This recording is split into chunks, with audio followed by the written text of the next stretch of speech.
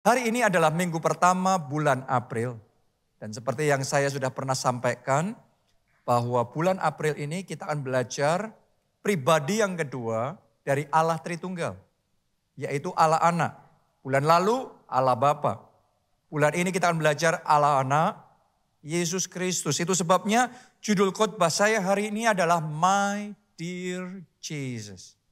Yesus yang kita cintai, Yesus yang kita sayangi. Kita baca Alkitab kita di dalam Yohanes 14 ayat 8 sampai 9. Ini percakapan antara Tuhan Yesus dengan satu muridnya yaitu Filipus. Kata Filipus kepadanya, Tuhan, tunjukkanlah Bapa itu kepada kami. Itu sudah cukup bagi kami. Kata Yesus kepadanya, telah sekian lama aku bersama-sama kamu Filipus, namun engkau tidak mengenal aku. Barang siapa telah melihat aku, ia telah melihat Bapa. Bagaimana engkau berkata, tunjukkanlah Bapa itu kepada kami. Sampai di situ pembacaan kita. Yesus ngomong sama Filipus, Filipus telah sekian lama kamu bersama aku, kok kamu belum kenal aku? Pertanyaan yang sama hari ini saya ingin ajukan sama saudara. Berapa lama engkau sudah kenal Yesus? Dan berapa dalam engkau kenal Yesus? Mungkin sebagian dari kita sudah ikut Yesus 5 tahun, 10 tahun. Mungkin ada yang sudah puluhan tahun. Pertanyaan pentingnya adalah seberapa dalam engkau kenal Yesus. Seberapa ngerti saudara sifat-sifatnya Yesus.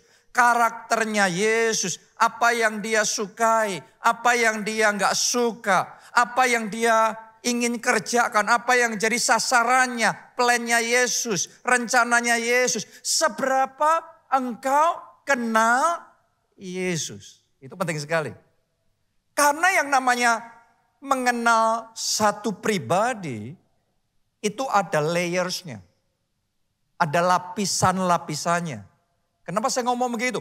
Karena setiap orang, kita semua ya, akan punya wajah yang kita tunjukkan sama orang banyak. Tadi waktu Anda datang ke tempat ini, keluar lift, masuk ketemu sama usher, semuanya saya percaya kasih senyum dan ngomong shalom. Nah itu wajah yang kita tunjukkan sama orang banyak. Tapi yang kedua, kita juga punya wajah yang kita tunjukkan sama orang-orang yang terdekat sama kita. Sama keluarga kita. Sama teman-teman kita. Yang mana mungkin sama tapi mungkin juga beda dibandingkan dengan wajah yang kita tunjukkan sama orang yang kita baru pertama kali ketemu. Benar apa tidak? Ya, nah itu yang kedua. Yang ketiga adalah wajah kita yang sesungguhnya. When no one else is looking, waktu gak ada orang lain yang melihat kita, itulah diri kita yang sesungguhnya. Jadi ada layer-layernya. Ada lapisan-lapisannya. Hari ini saudara kenal sama saya, saudara kenalnya ya seperti ini. Tapi ada kemungkinan istri saya akan kenal saya lebih jelas dibandingkan saudara mengenal saya. Karena ada lapisannya. Sama halnya kita sama Tuhan. Saya berdoa dari hari ke hari, minggu ke minggu, bulan ke bulan, tahun ke tahun kita ikut Yesus. Doa saya pengenalanmu sama Yesus enggak tetap sama. Doa saya kenalmu sama Yesus lebih dekat, lebih dalam, lebih intim, lebih karib, dekat dengan Tuhan. Haleluya. Nah ini penting sekali. Kenapa? Karena kalau kita tidak sungguh-sungguh kenal satu pribadi, kita bisa salah paham loh. Berapa banyak dari saudara pernah ngalami? Saya pikir dia baik. Ternyata, benar gak? Jadi itu bicara kurang kenal karena itu salah paham. Saya pikir dia orangnya keras loh. Setelah saya kenal dia, ternyata enggak gitu. Hatinya baik, hatinya lembut. Itu cuma kayak penampilannya aja keras, tapi hatinya baik loh orang itu. Jadi kita bertumbuh dari pengenalan yang tadinya cuma di permukaan. Sekarang kita mulai kenal hatinya. Betul apa tidak?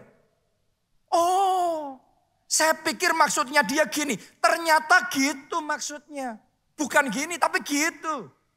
Ini bicara tentang pengenalan dalam hubungan kita sama keluarga kita. Dalam hubungan kita sama sesama kita. Orang-orang di sekeliling kita. Kita perlu mengenal dengan lebih dalam. Kita perlu mengerti dengan lebih baik. Lebih lagi kita sama Tuhan.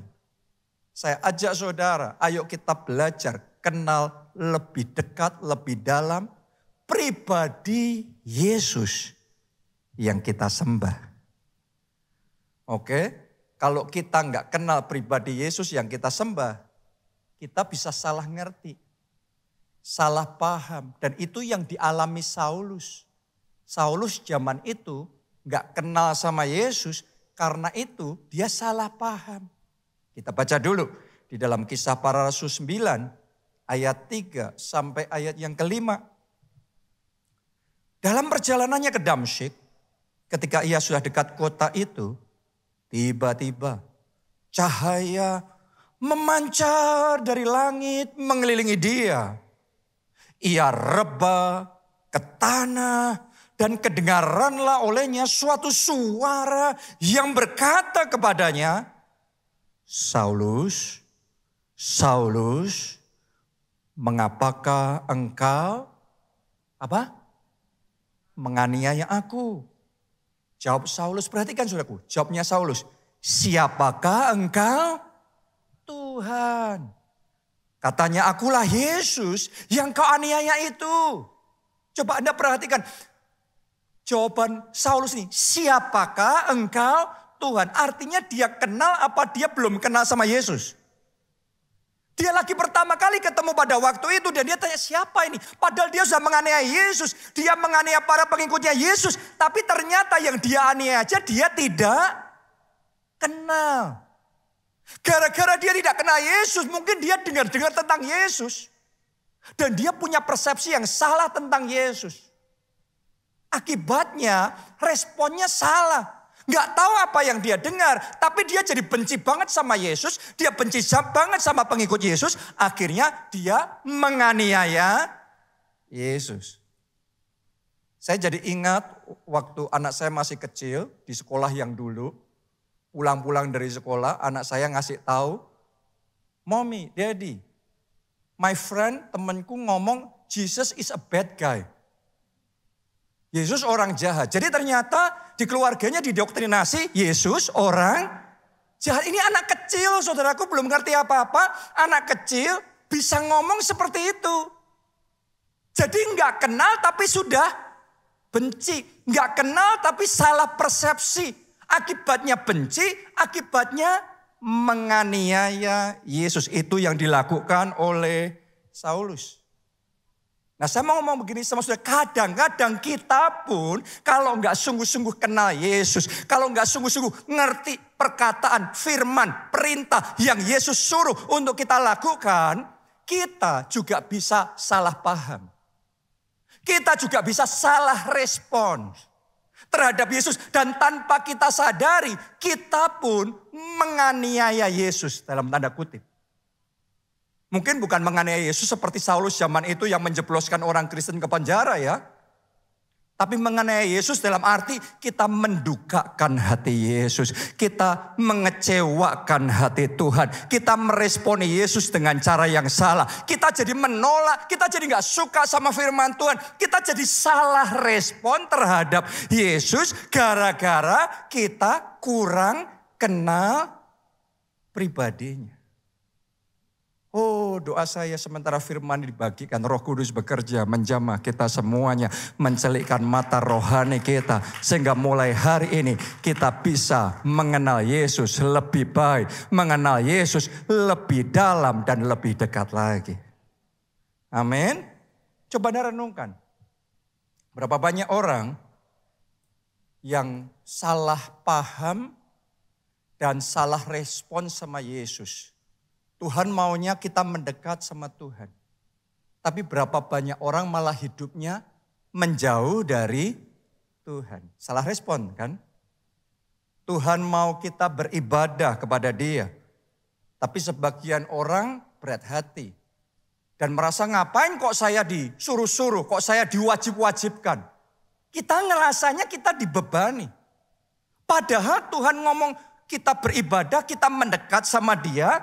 Maksudnya cuma satu, kalau kita di dekat Tuhan, kalau kita di dalam lingkarannya Tuhan, maka akan ada pagar perlindungan Allah yang nyata dalam kehidupan kita. Akan ada penjagaan dan penyertaan Tuhan yang nyata di dalam kehidupan kita.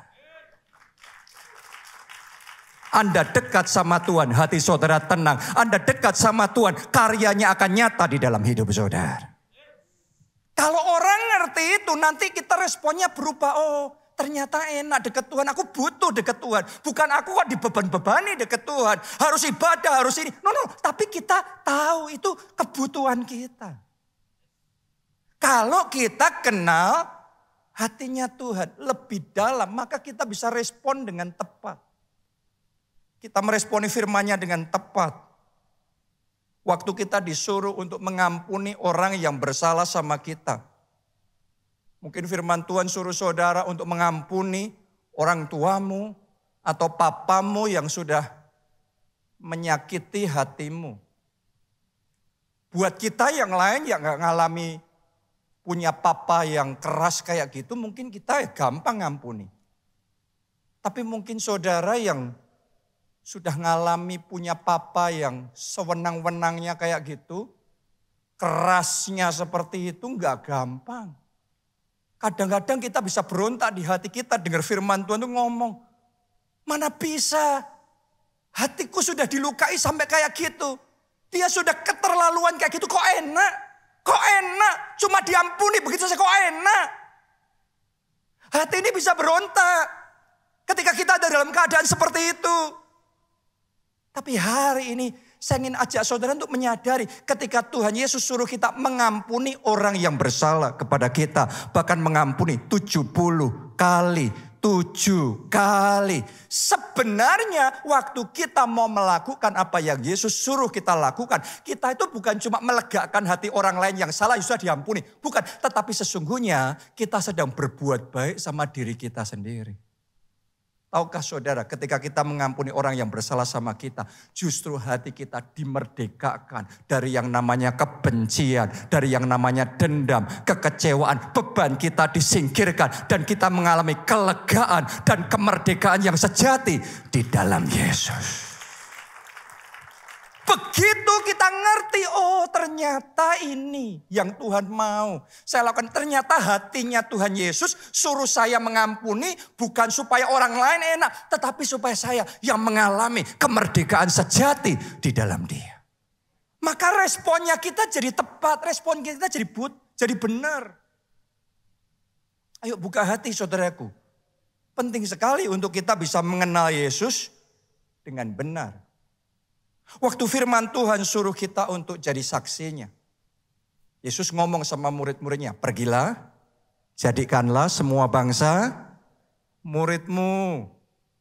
Ada berapa banyak orang coba salah tangkap sama yang Yesus perintahkan ini. Akibatnya kita jadi merasa, kok aku disuruh-suruh?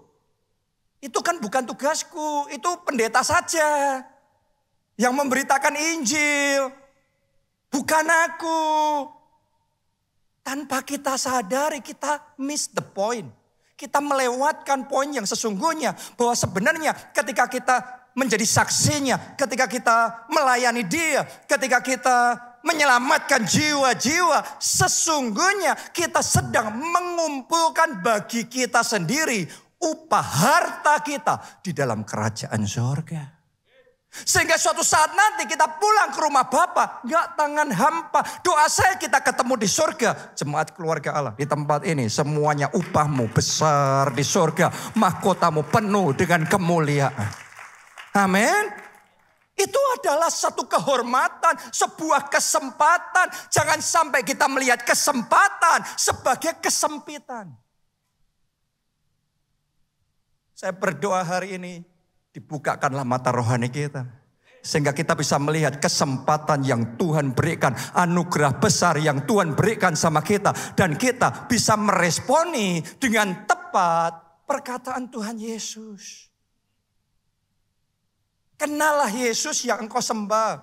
Jangan ngerti cuma di permukaan. Apalagi jangan ngertinya salah. Salah tangkap, salah persepsi. Kayak Saulus pada waktu salah persepsi. Nggak kenal Yesus langsung benci. Nggak sungguh-sungguh kenal firman Tuhan langsung nolak. Berapa banyak orang kadang-kadang belum sadar firman Tuhan memberi perintah sama kita, muliakanlah Tuhan dengan hartamu. Bawalah persembahan persepuluhanmu ke dalam rumah perbendaharaan. Persembahan khusus, ucapan syukur. Tapi kita jadi langsung kayak antipati. Kalau sudah dengar kayak gitu, sudah langsung kayak antipati. Seolah-olah Tuhan maunya memotong berkat kita. Saya mau ngomong begini sama saudara. Tuhanmu gak sejahat itu. Bapak di surga kalau suruh kita melakukan sesuatu, tidak pernah dia mau merugikan kita. Saya yakinkan saudara, setiap perintah yang Tuhan suruh kita lakukan semata-mata mendatangkan kebaikan. Tapi butuh dari pihak kita kenal Tuhan dulu. Kayak Abraham ya, Abraham itu bahkan gak sekedar disuruh memberi persembahan. Allah ngomong sama Abraham untuk mempersembahkan anaknya, Ishak. Anak perjanjian. Saya mau tanya sama saudara, kalau orang cuma dengernya perintahnya, tapi belum kenal pribadinya, hati Allah yang dia sembah, bisa salah paham gak? Kalau kita cuma dengar perintahnya, itu anakmu Ishak persembahkan jadi korban bakaran buatku. Kita mikirnya apa? Jahat banget Tuhan ini. Kalau saudara cuma dengarnya perintahnya tanpa kenal hatinya, engkau bisa salah sangka loh. Tapi Abraham, dia itu kenal Allah yang dia sembah. Kalau Allah suruh aku ngelakuin sesuatu, tidak pernah dia akan merugikan aku. Semata-mata pasti ada maksud yang luar biasa di balik semuanya itu. Karena itu dia punya keyakinan yang kokoh. Dia nggak nunda-nunda. Alkitab mencatat esok paginya langsung dia bangun pagi-pagi. Dan dia bawa anaknya naik ke gunung untuk dipersembahkan kepada Tuhan. Dalam perjalanan anaknya Ishak tanya sama Abraham. Bapak, kita sudah bawa kayu, bawa api dan semuanya ready. Terus di mana anak domba yang akan dipersembahkan? Masih ingat gak jawaban Abraham apa? Dengan yakin akan hatinya Allah. Abraham ngomong gini, anakku, Allah yang menyediakan. Itu orang kalau kenal sama Allahnya bisa ngomong seperti itu. Kalau enggak kenal isinya cuma panik. Kalau enggak kenal isinya pahit hati. Ini Tuhan ngasih, sekarang diminta. Kok Tuhan jahat, anak diminta. Itu enggak kenal. Kalau enggak kenal salah paham. Makanya banyak orang Kristen enggak kenal Tuhan, salah paham. Akhirnya responnya salah. Abraham kenal Tuhan dan dia percaya. Dan ternyata setelah kita teliti lebih lanjut, akhir kisah itu mencatat. Ternyata Tuhan suruh Abraham mempersembahkan anaknya kepada Tuhan. Itu sebagai sebuah ujian hati. Tuhan mau melihat Abraham itu sayang sama Ishak anaknya, atau lebih sayang sama Tuhan. Mana yang jadi prioritas dalam hidupnya. Begitu Tuhan ngerti, Tuhan nomor satu buat Abraham. Tuhan yang utama, Tuhan yang pertama. Tuhan ngomong sama Abraham, stop Abraham. Sekarang aku tahu hatimu tertuju kepadaku. Dan aku berjanji semua yang sudah aku katakan, janji-janjiku akan aku genapi dalam kehidupanmu. Dari satu tindakan ketaatan itu dipakai sama Tuhan untuk membawa penggenapan janjinya dalam hidup Abraham. Sehingga Abraham jadi bapak banyak bangsa. Dia bawanya cuma satu, anak kepada Tuhan. Tapi Tuhan kasihnya unlimited, tidak terbatas. Itulah cara Tuhan, itulah hati Tuhan. Hanya orang yang kenal hati Allah, yang disembahnya, yang ngerti ngerti kalau Tuhan suruh kita sesuatu semata-mata hanya mendatangkan kebaikan di dalam kehidupan kita. Saya mau ngomong sama saudara, kalau Tuhan suruh kita memuliakan Tuhan dengan harta kita, dengan persembahan kita, dengan persepuluhan kita, apapun itu. Gak pernah tuh dia berpikir mau memotong berkatmu. Tuhan tuh cuma ngelihat hati kita tuh lebih cinta uang apa cinta Tuhan, itu aja. Doa saya semua orang di tempat nih hatinya cinta Tuhan lebih dari segalanya, lebih dari apapun, lebih dari siapapun. Karena kalau Tuhan ngelihat ada hati yang seperti itu, gampang sekali buat Tuhan untuk membukakan tingkap-tingkap langitnya dan mencurahkan berkatnya sampai berkelimpahan. Katakan amin. Tepuk tangannya pula yang paling meriah buat Tuhan kita.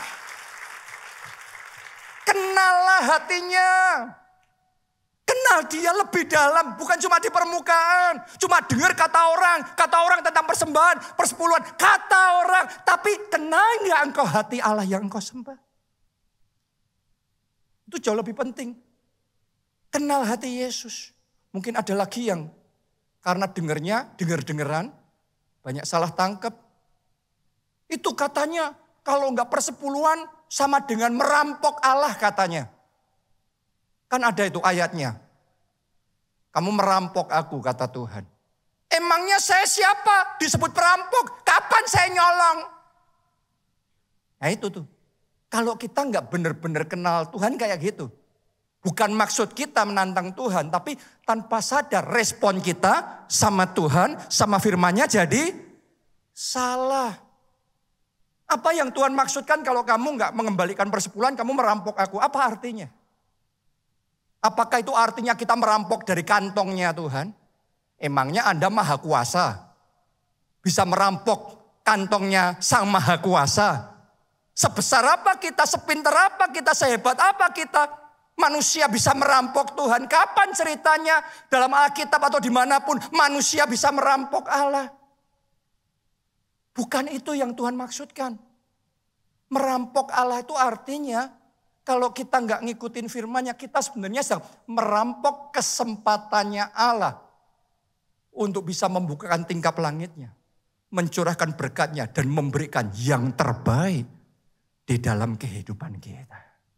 Jadi jangan salah sangka, kalau belum kenal Tuhan sungguh-sungguh, kita bisa keliru.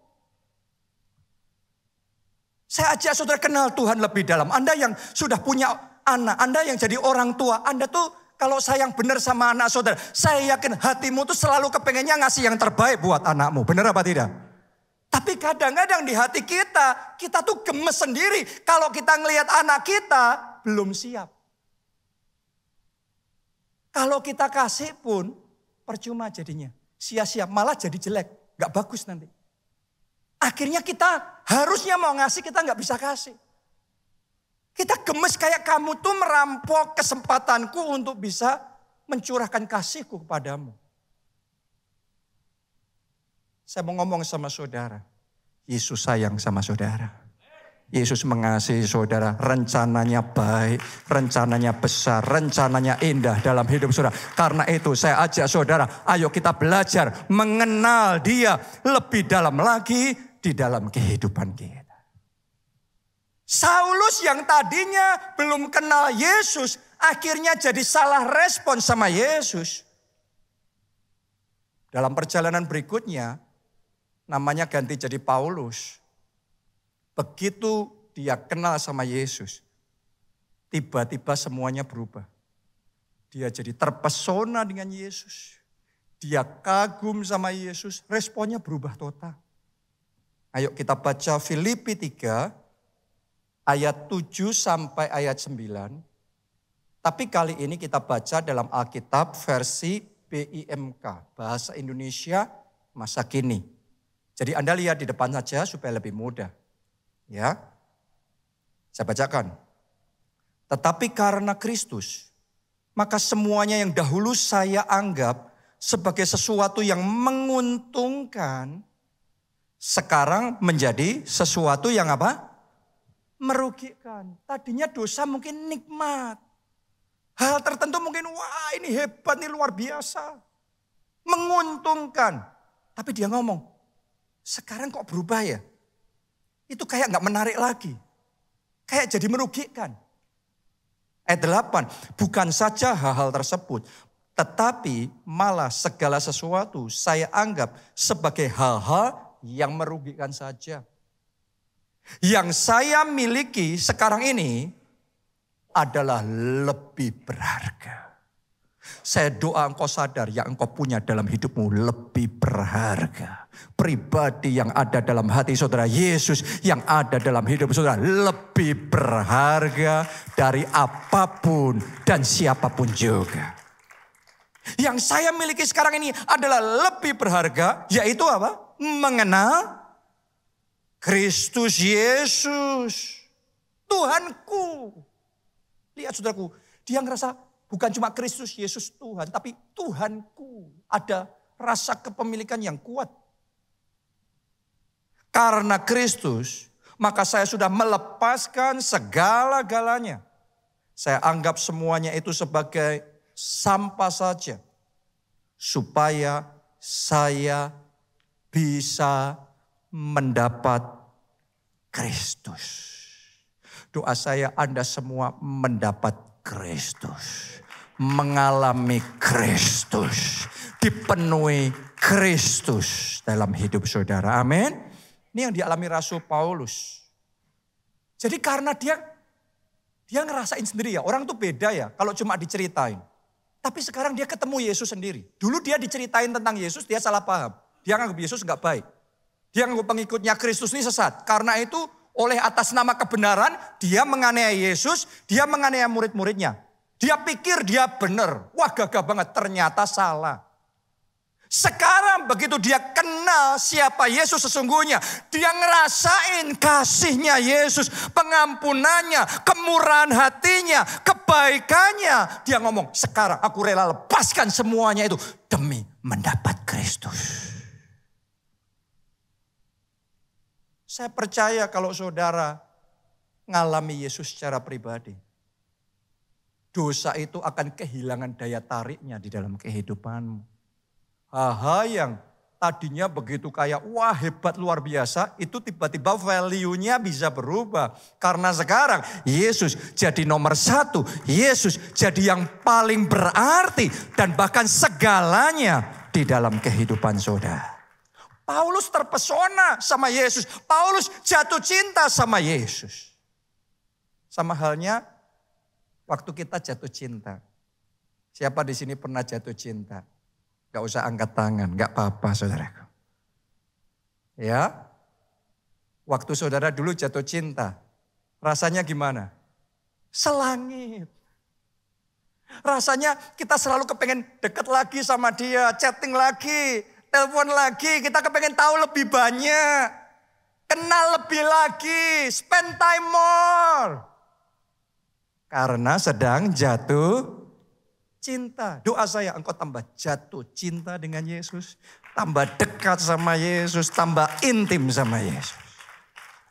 Saya dulu saudaraku pernah ditawarin makanan sama mama saya. Saya gak lapar, saya ngomong enggak.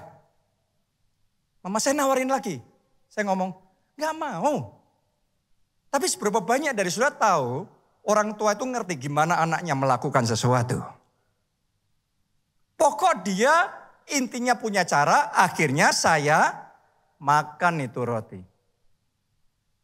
Begitu saya makan, tiba-tiba lidahku bergoyang. Sensasi itu mengalir. Saya makan dengan nikmatnya. Nggak lama habis tanpa diminta. Saya ngomong, lagi dong. Kenapa? Ngerasakan nikmatnya. Dengarkan baik-baik. Doa saya engkau ngerasain sendiri. Kemurahannya, kebaikannya, kasihnya itu mengalir dalam hidupmu. Damainya memenuhi hatimu. Sukacitanya meluap-luap di dalam jiwamu. Kalau engkau merasakan yang dari Yesus seperti itu, nggak bisa tidak. Engkau jatuh cinta sama Yesus. Engkau akan bisa ngomong seperti yang Rasul Paulus katakan. Aku rela lepaskan semuanya demi mendapat Kristus. Ini kalau orang kenal Yesus. Sekeren itu Yesus kita. Ayo kenal Yesus lebih dalam. Siapa mau belajar lebih kenal, lebih dekat sama Yesus? Semuanya ya. Saya mulai dari yang pertama. Mari kenallah Yesus, dialah Mesias. Semuanya katakan Mesias. Lebih keras katakan Mesias. Yesus adalah Sang Mesias. Kita baca Lukas 9 ayat 18 sampai ayat 20. Pada suatu kali ketika Yesus berdoa seorang diri, datanglah murid-muridnya kepadanya.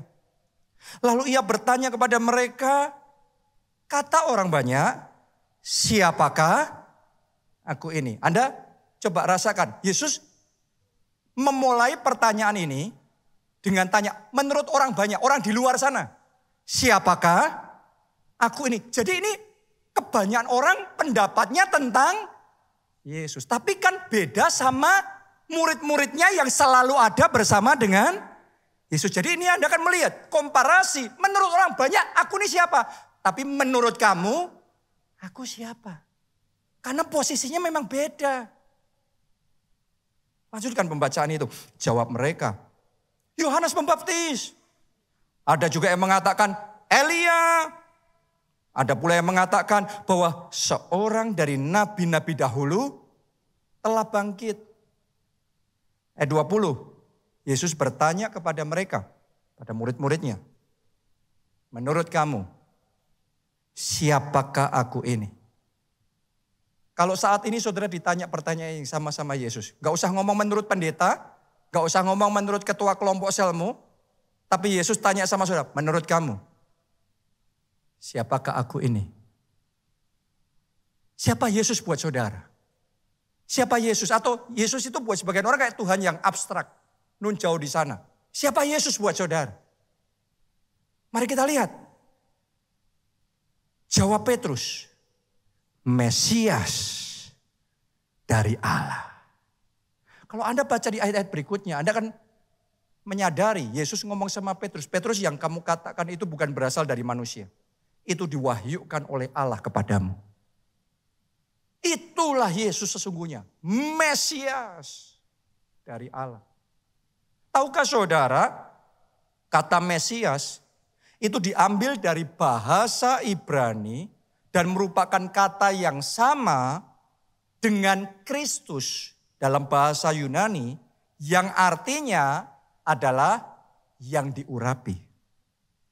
Jadi Mesias sama dengan Kristus, sama dengan yang diurapi. Artinya gini, Yesus Kristus dialah Mesias yang diurapi. Diurapi buat apa? Untuk menyelamatkan manusia, saudara dan saya. Untuk itulah dia turun ke dunia, supaya kita selamat. Dan penting sekali buat kita untuk mengidentifikasi Yesus sebagai Mesias, juru selamat. Karena kalau salah identifikasi, seperti orang-orang Farisi, gagal melihat Yesus sang juru selamat. Akibatnya responnya salah. Mereka malah melakukan hal-hal yang tidak baik. Akhirnya kehilangan keselamatan. Kehilangan pengampunan dosa. Padahal ada Mesias. Mereka ketemu sama Mesias. Tapi nggak melihat Mesias sebagai Mesias. Responnya salah. Kehilangan kesempatan. Doa saya dalam situasi yang kau alami dalam hidupmu saat ini. Yang engkau lihat sebagai penyelamat dalam hidupmu. Bukan manusia. Yesus. Dia Mesias. Dialah yang diurapi untuk menyelamatkan saudara. Dia yang sanggup untuk menolong Anda. Dan tahukah saudara, itu bukan klaim kosong. Jadi bukan sekedar, oh ya ini Yesus diklaim jadi Mesias, Allahnya orang Kristen. No.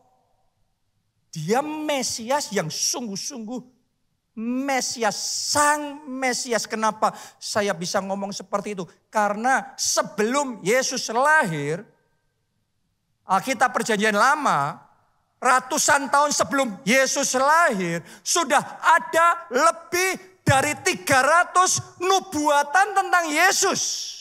Tentang sang Mesias. Di Perjanjian Lama loh. Bayangin saudaraku, saya bacain ya. Ini namanya nubuatan mesianik. Nubuatan yang terkait dengan kedatangan sang Mesias. Dinubuatkan kalau Mesias datang itu nanti akan terjadi gini, gitu. Jadi nubuatannya enggak general. Nubuatannya spesifik banget. Saya kasih beberapa contoh. Dinubuatkan Mesias akan lahir di Bethlehem. Tercatat Mika 5 ayat 2. Mesias akan tinggal sementara di Mesir. Tercatat di Hosea 11 ayat 1. Mesias akan disebut orang Nazaret. Matius 2 ayat 23. Mesias akan masuk ke Yerusalem menaiki keledai beban muda. Ini spesifik sekali nih. Oke. Di Zakaria 9 ayat 9. Mesias akan dikhianati oleh orang yang dekat dan menderita luka. Zakaria 13 ayat yang ke-6. Mesias akan dikhianati demi uang 30 perak. Zakaria 11 ayat 12. Saya bisa lanjutkan ini terus menerus. Saya mau ngomong begini sama saudara. Coba mikir, kemungkinan nubuatan lebih dari 300 itu bisa tergenapi dalam diri satu orang.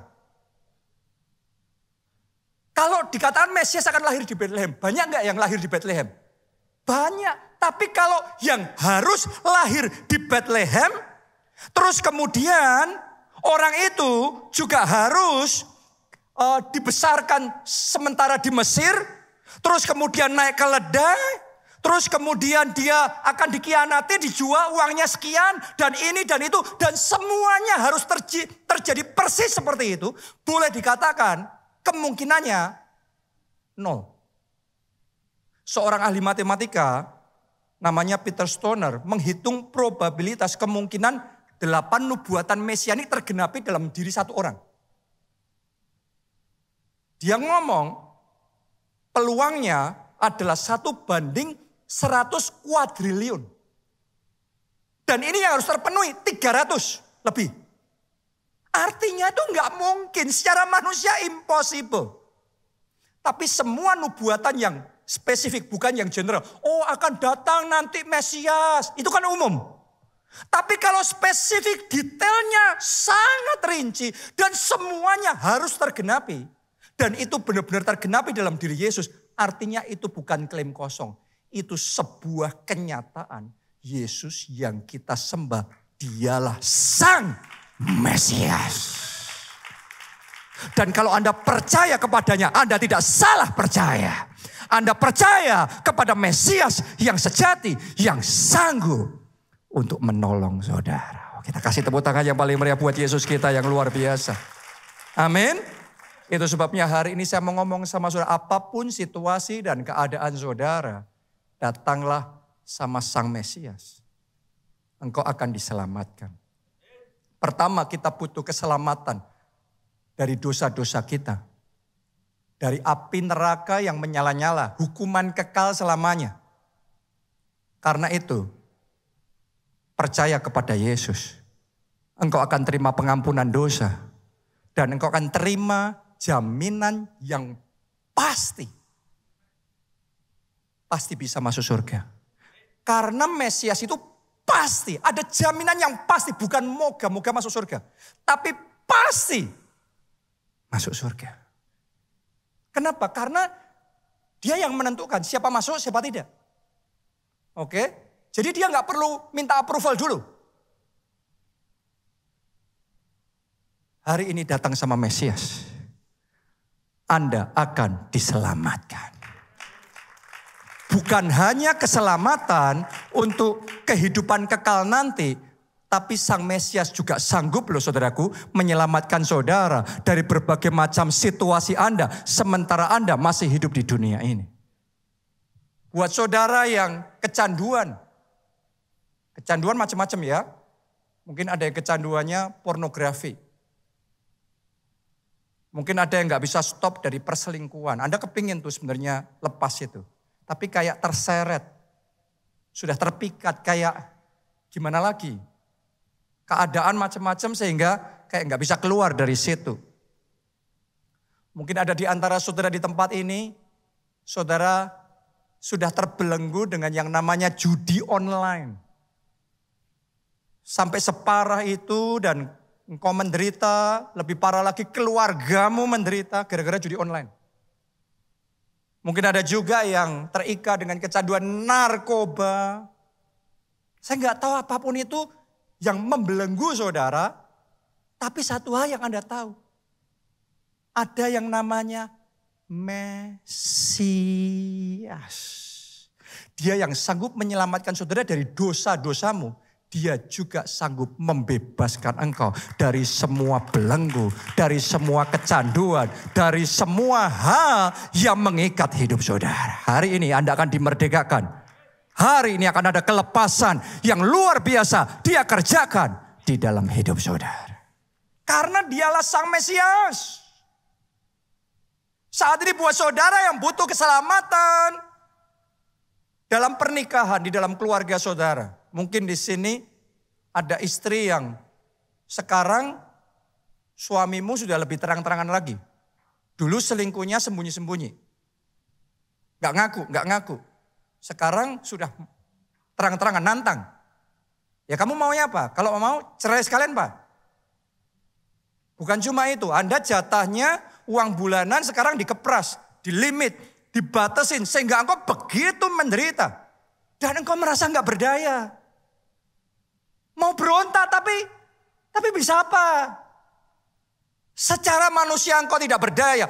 Tapi dengarkan baik-baik. Engkau masih punya penyelamat. Dialah Mesias. Namanya Yesus Kristus.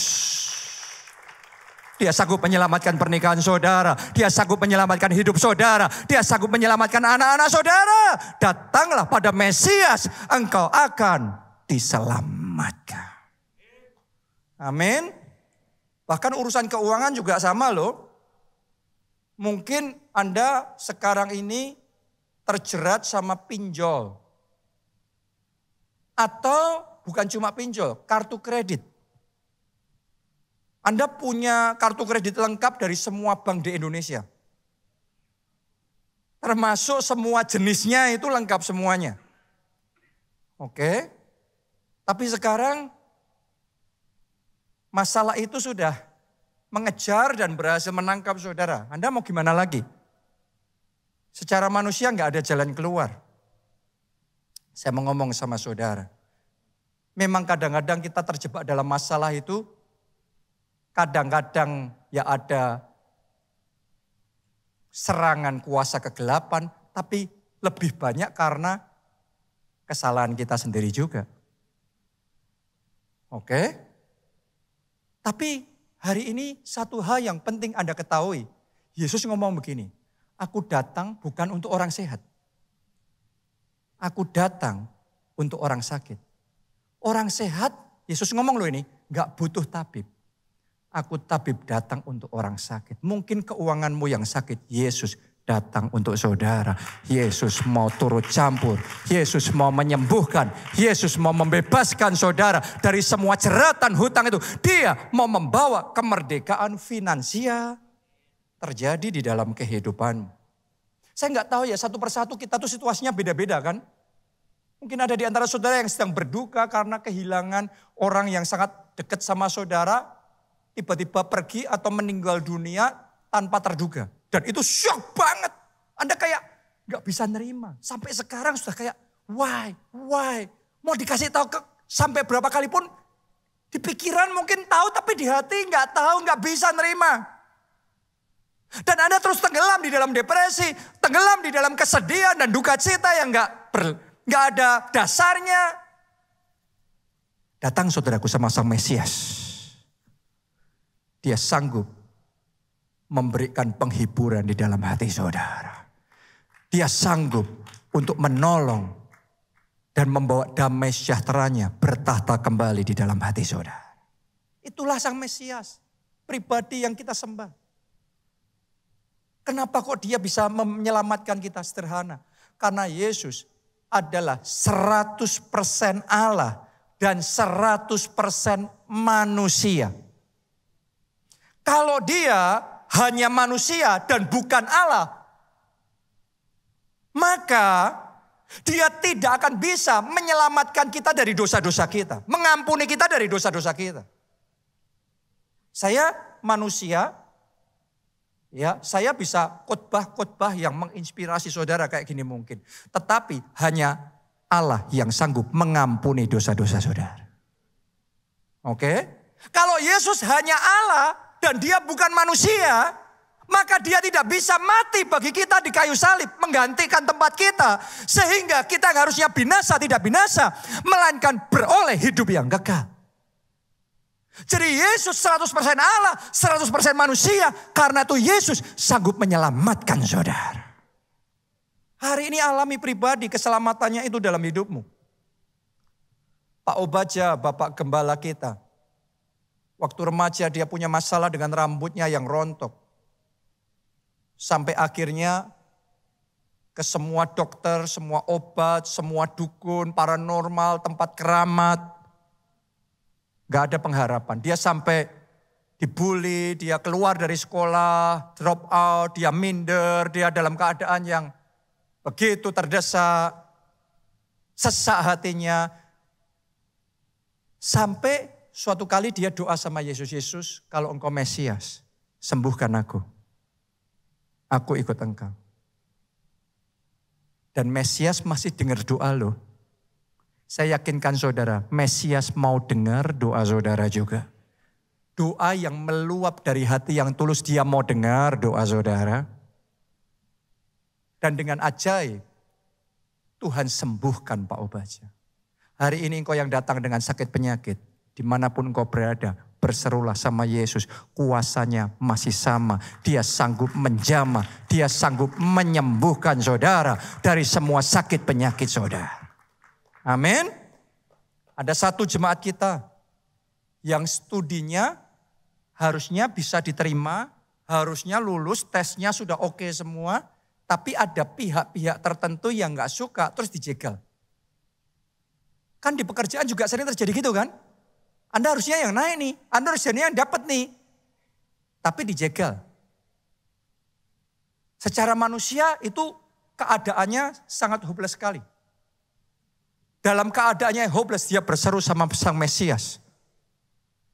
Dan ketika Mesias bertindak, tiba-tiba pintu terbuka. Di universitas yang lain, yang bergengsi, Tuhan buka pintu, dia bisa masuk ke situ, dan VIP. Cara Tuhan itu ajaib. Orang boleh merekak-rekakan yang jahat sama saudara, tapi Tuhan akan merekak-rekakannya untuk kebaikan, untuk membawa kemudahan, untuk membawa percepatan, untuk membawa VIP dalam hidup saudara. Ada satu jemaat kita yang warisannya mau diambil dengan cara yang tidak adil, tidak legal. Dan itu diakali secara hukum, secara ini itu dan lain sebagainya sampai benar-benar tidak berkutik. Dia sudah nggak bisa apa-apa karena diakali ya sudah teken sudah salah. Secara hukum ya mau apa kan sudah teken, sudah salah, nggak ada harapan. Dalam keadaannya yang sesak itu kita doa bareng-bareng sama Tuhan. Kita minta sang Mesias, juru selamat untuk bekerja. Dan dengan caranya yang ajaib saudaraku itu, kalau enggak Tuhan enggak mungkin ya. Ada hal tertentu itu mungkin saudara akan ngomong too good to be true. Kalau sama manusia jangan percaya. Tapi kalau sama Tuhan itu benar-benar too good to be true, itu real benar. Oke? Itu dengan caranya yang ajaib. Benar-benar kasus yang sudah impossible dibuka lagi sama Tuhan. Dibalik keadaannya. Warisan itu bisa kembali sepenuhnya. Nilainya puluhan miliar. Tuhan juga sanggup menyelesaikan masalah saudara. Berkat yang sudah sempat hilang Tuhan bisa kembalikan dalam hidup saudara. Aset yang sempat hilang Tuhan bisa kembalikan dalam hidup saudara. Hari ini datang sama Mesias. Satu lagi ya. Kesaksian terakhir, pemain musik boleh maju ke depan. Satu jemaat kita, seger, buger, sehat, orangnya semangat, optimis, gak pernah ada masalah, gak pernah ke rumah sakit. Tiba-tiba suatu hari perutnya sakit. Terus dia curiga, pergi ke rumah sakit, didiagnosa. Dia kaget benar-benar. Divonis kanker stadium 4. Itu dari ibaratnya kayak kembang yang mekar gitu tiba-tiba layu gitu. Itu kayak wajahnya yang biasanya cerah, bersinar-sinar. Tiba-tiba kita kayak ngelihat itu kayak lisut gitu saudaraku. Begitu satu nama penyakit itu disebut, kanker, itu sudah kayak dunia runtuh buat dia. Sesak hatinya. Kita gandengan tangan, kita doa bersama-sama. Dan kita minta Mesias turut campur. Berapa waktu yang lalu, saya diberikan kabar. Kuasa Tuhan bekerja. Dicek, kankernya tidak lagi ditemukan. Sudah bersih. Dan kesembuhan terjadi. Mesiasmu hidup. Dia masih mendengar doa. Dia sanggup menolong. Dan dia mau menolong saudara. Apakah Anda percaya? Siapa percaya? Nyanyikan lagu ini. Aku punya Tuhan yang besar. Mari, bangkit berdiri semuanya.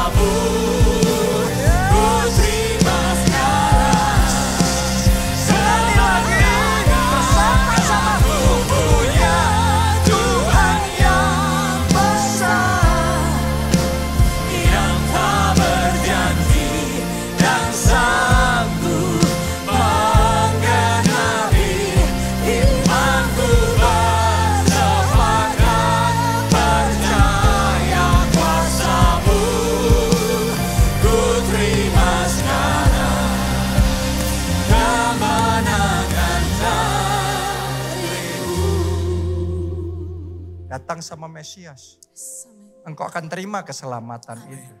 Nomor satu yang paling utama, terimalah keselamatan dari dosa-dosamu. Dari hukuman kekal, api neraka yang menyala-nyala. Saya mau pastikan kita semuanya punya tempat di dalam kerajaan surga. Ketika waktunya tiba, kita pulang. Pasti bisa masuk dalam kerajaan surga. Karena itu ayo buka hati, undang Yesus masuk. Jadi Tuhan dan Juru Selamat. Anda yang mau, angkat dua tangan saudara, ikuti doa ini. Katakan Tuhan Yesus, masuklah dalam hatiku. Jadilah Tuhan dan Juru Selamatku. Jadilah Mesiasku. Ampuni dosa-dosaku. Selamatkan aku ya Tuhan. Mulai sekarang. Hidupku milik Yesus. Aku mau ikut Yesus. Melayani Yesus. Seumur hidupku. Dan aku percaya. Aku sudah diselamatkan. Terima kasih Tuhan. Amin. Yang kedua, saya ajak saudara dalam situasi apapun, berserulah kepada Mesias.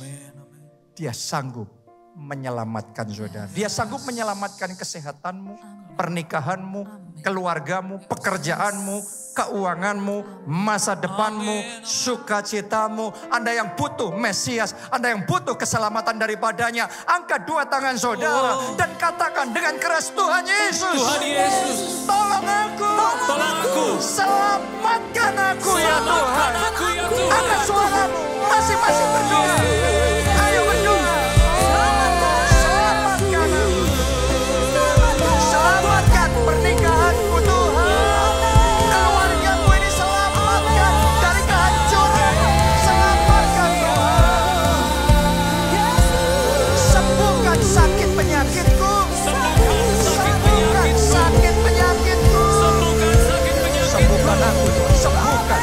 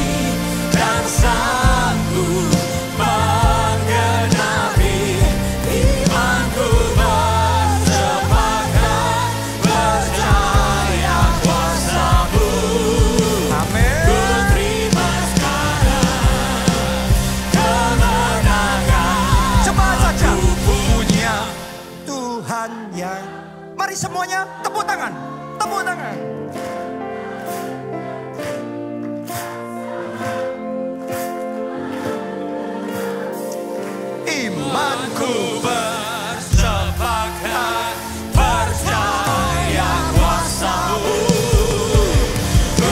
Yang terakhir, yang terbaik, katakan bersama-sama. Aku punya Tuhan yang besar, yang tak berjanji dan sanggup menggenapi. Imanku bersepakat percaya kuasa-Mu. Ku terima sekarang kemenangan dari-Mu. Terima kasih Tuhan. Amin. Siapa yang diberkati hari ini? Tepuk tangannya yang paling meriah buat Tuhan kita. Haleluya. Ada 2 pengumuman saja. Yang pertama, Pondok Daud dan sekretariat sepanjang minggu ini akan libur. Semuanya sedang dalam suasana liburan. Jadi silahkan saudara juga menikmati waktu bersama dengan keluarga, waktu untuk berlibur, dan terlebih lagi mari pakai liburan ini untuk mendekat lebih karib dengan Yesus. Angkat 2 tangan saudara, terima berkat ini. Diberkati saudara oleh Tuhan. Amin. Diberkati keluargamu oleh Tuhan. Amin. Diberkati studi dan pekerjaan saudara oleh Tuhan. Amin. Diberkati kesehatan dan masa depanmu oleh Tuhan. Amin. Dan diberkati pertumbuhan rohani serta pelayanan saudara oleh Tuhan. Amin. Dalam anugerah Allah Bapa, cinta kasih Yesus Kristus, dan persekutuan dengan Roh Kudus sekarang sampai selama-lamanya. Mari bersama-sama kita katakan amin.